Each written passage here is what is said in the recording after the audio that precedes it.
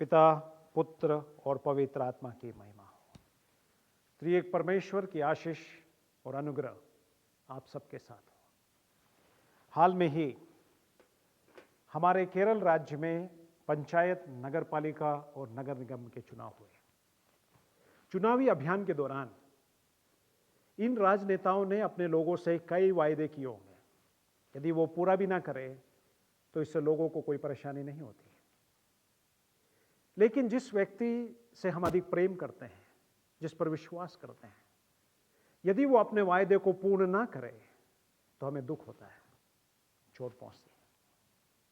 परमेश्वर का वचन हमें सिखाता है कि हमारा परमेश्वर अपने हर वायदे को पूर्ण करता है, और यही आज के अध्ययन का हमारा विषय है।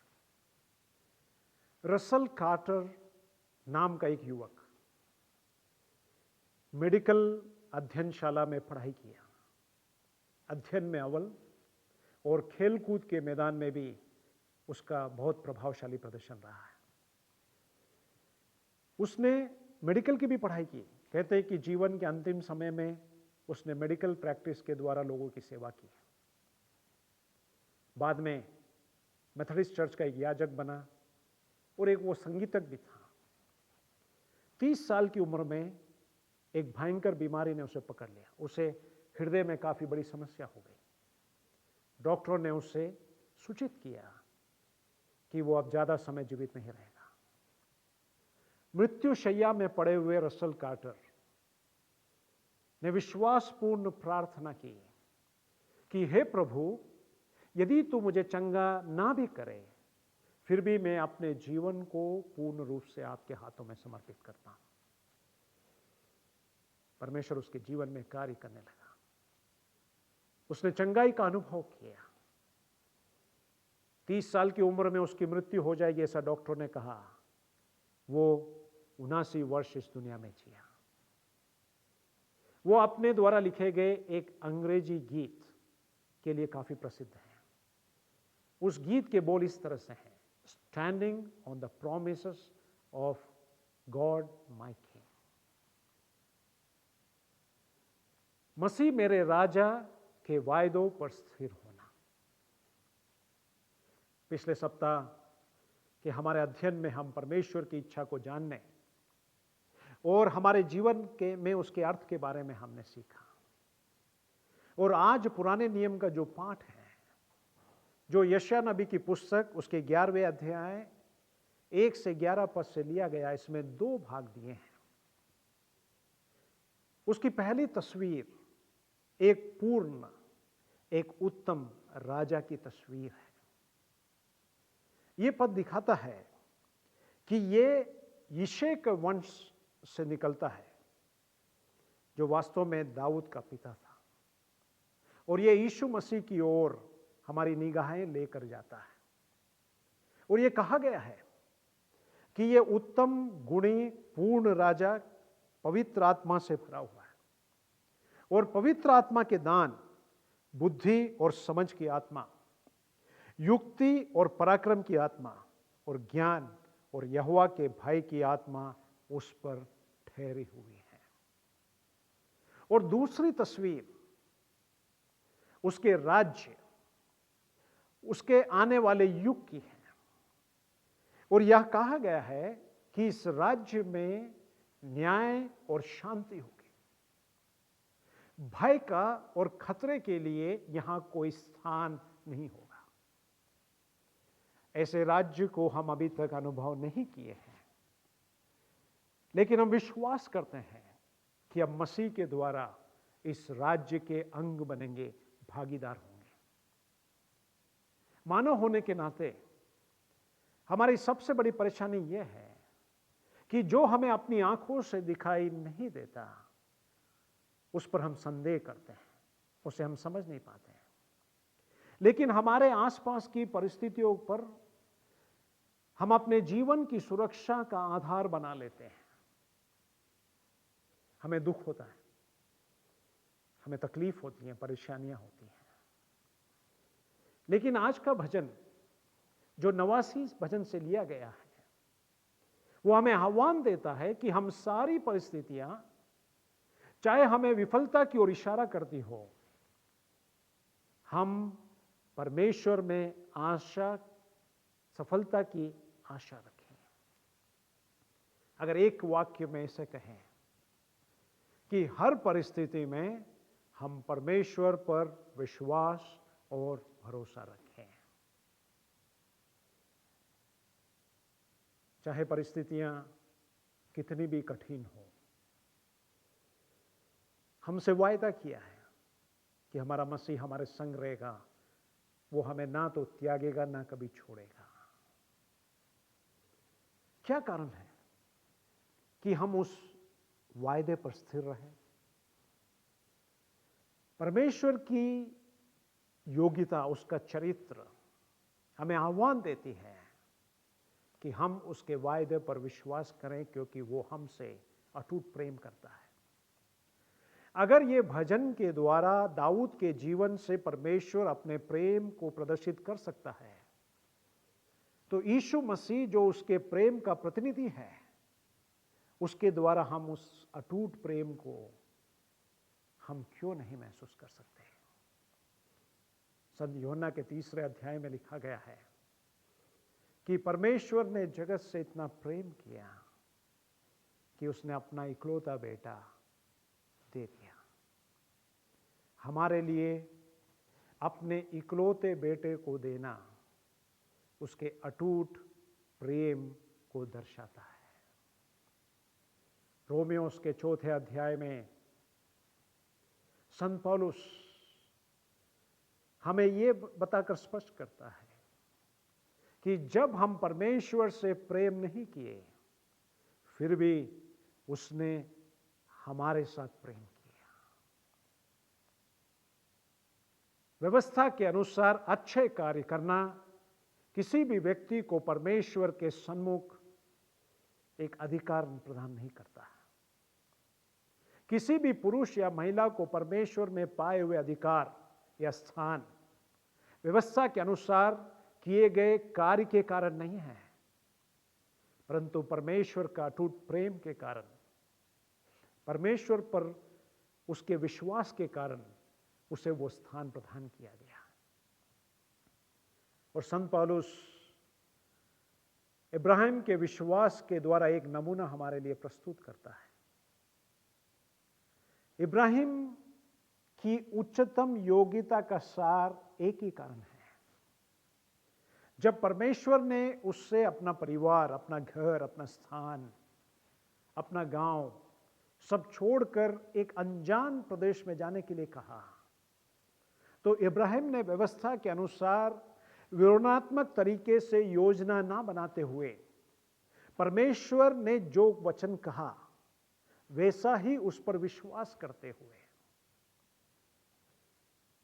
परमेश्वर ने जो आशीष देने की बात कही उसको मानते हुए, उस पर विश्वास करते हुए वो अपने स्थान पर छोड़कर उस देश की ओर यात्रा करता है।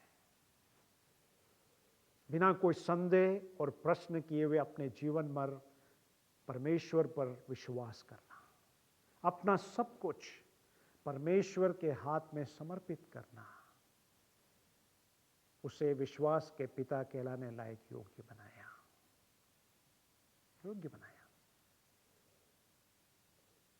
और यूहन्ना रचित सुसमाचार उसके पहले अध्याय में हम इस तरह से हम पढ़ते हैं कि आदि में वचन था। हमारे बड़ी समस्या क्या है मालूम है?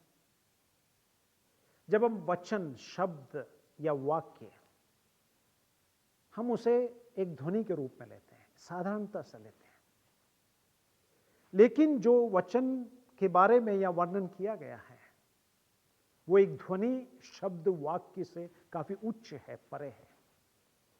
उसका अपना अस्तित्व है, उसमें दिव्यता और मानवता दोनों सम्मिलित हैं।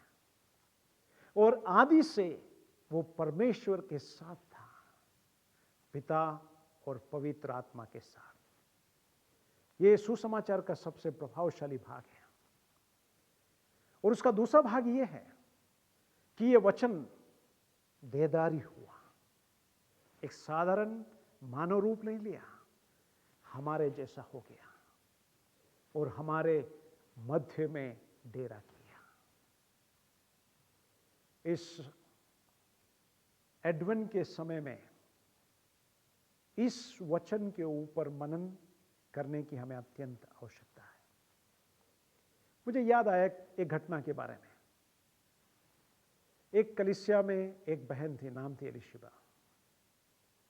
संडे स्कूल के बच्चों के लिए उसके ऊपर जिम्मेदारी थी।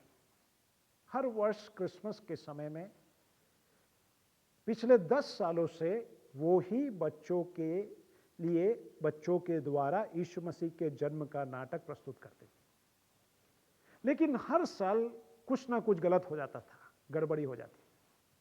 उसमें से एक घटना ये थी, जब उसका बेटा 1 साल का था तो उसने उस बेटे को उस क्रिसमस की कहानी में डाला, एक रोल दिया। वो था ज्योतिषी का रोल। और सभी बच्चे ज्योतिषी की भूमिका निभाना चाहते थे। कारण यह था कि उसमें कुछ बोलना नहीं पड़ता, तो कुछ डायलॉग रटने की जरूरत नहीं थी, और अंतिम में ही स्टेज पे आना होता था, तो ज्यादा समय स्टेज पे बिताना भी नहीं पड़ता था। और रंगे बिरंगे पोशाक होते थे ज्योतिषी के। तो ये 8 साल का बेटा बड़ा खुश था उस भूमिका को निभाने के लिए। लेकिन जब वो 12 साल का हो गया तो उसकी मां एलिशिबा ने उसे सराय के रखवाले की भूमिका दे दी। उसमें उसे एक पुराने वस्त्र पहनने होते थे और उसका एक डायलॉग बोलना होता था। जब यूसुफ उसके पास में आकर पूछता है कि क्या सराय में कोई स्थान है, तो उसे उत्तर देना था कि माफ करना, सराय में कोई भी स्थान खाली नहीं है। लेकिन उसका बेटा काफी नाराज हो गया, उसे ये भूमिका पसंद नहीं थी। मां पे बड़ा गुस्सा आया। उसने सोचा कि मैं मां से बदला निकालूंगा। तो यीशु मसीह के जन्म की कहानी को प्रस्तुत करने का दिन आ गया। सब कुछ अच्छा चल रहा था।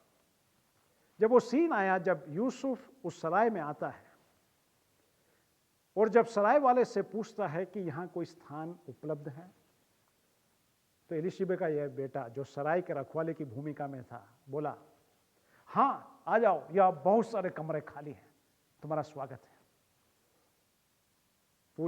पूरा नाटक और कहानी वहां गड़बड़ा जाती है। एलिशिबा रोने लगती है। तो उस कलीसिया का याजक एलिशिबा को आके ढाढ़स बंधाता है और अंतिम में कहता है, मैं विश्वास करता हूं कि अगले साल भी तुम इसकी जिम्मेदारी ले पाएंगी। तो एलिशिबा ने अपने आंसू पोंछते हुए कहा, फादर, मैं हर वर्ष कोशिश करती रहूंगी जब तक ये क्रिसमस की कहानी सही रूप से लोगों के सामने प्रस्तुत ना हो जाए। संत योना रचित सुसमाचार का पहला अध्याय यही प्रयास कर रहा है कि क्रिसमस की सही कहानी को हमसे प्रस्तुत करने के लिए। हम सब क्रिसमस पर्व मनाने की तैयारी में हैं।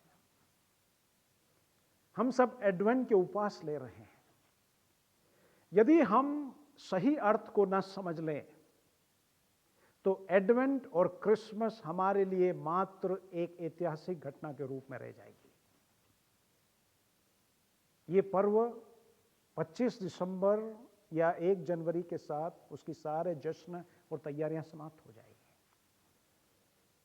तब मेरे सामने यह प्रश्न यह है कि आने वाले समय के लिए मैं क्या तैयारी कर रहा हूं, और आने वाले समय में मेरे जीवन में रूपांतर करने के लिए, बदलाव लाने के लिए कौन कौन से क्षेत्र हैं जहां मुझे बदलाव लाना है इस एडवेंट, इस क्रिसमस के समय में। और क्रिसमस का संदेश मैं और मेरा परिवार प्रभावशाली ढंग से कैसे प्रस्तुत कर पाएंगे दूसरों के सामने।